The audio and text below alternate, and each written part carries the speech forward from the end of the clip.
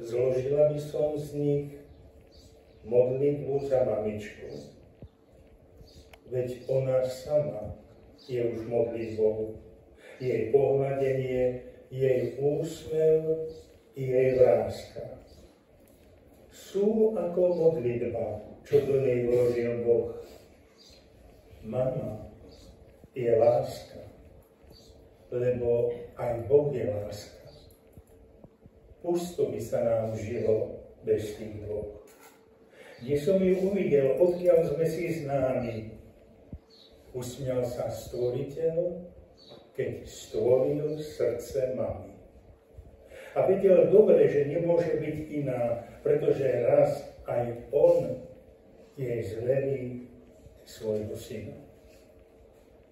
Dobrý Bože, ďakujeme Ti za dar života zosnulej mamy nášho spolubrata Petra. Ďakujeme Ti za všetko pekné a krásne, čo si nám daroval v tajomstve jej života. Ďakujeme Ti za nádej, ktorá nás nesklame ani v najväčšom utrpení a kríži života.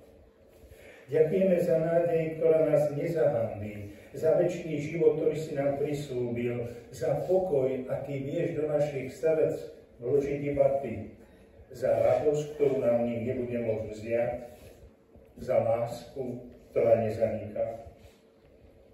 A tak na záver, drahá mama, prihováram sa k vám slovami: nový pokoj, nová krása, drahotvár zahalila.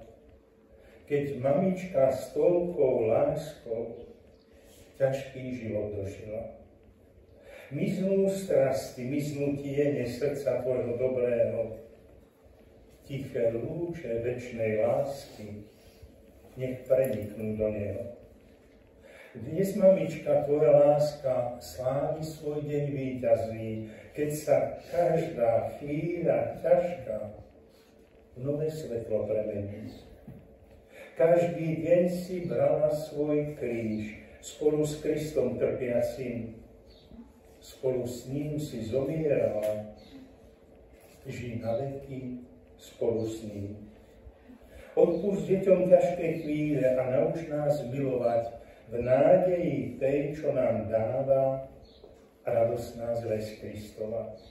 By sme s Tebou objavili všetky taje života i tajomstvo Tvojej lásky, keď odchádzaš zo sveta.